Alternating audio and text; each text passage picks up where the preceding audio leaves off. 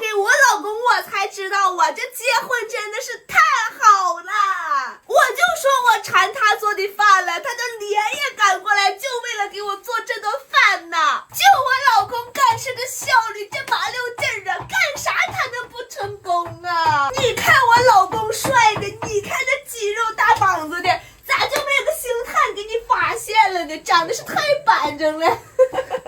这不就是霸道总裁爱做饭吗？老公，你今天给我做啥菜呀？做个排骨，做个汤面包。哎呦，就这个手艺，打败了全中国99%的男人啊！你说他咋能不帅呢？这肉肉的臂膀，好香啊！你看这个排骨做的，包子包的，豆腐皮擀的，还有小八加一给我满上的。你没有见过这么完美的男人吗？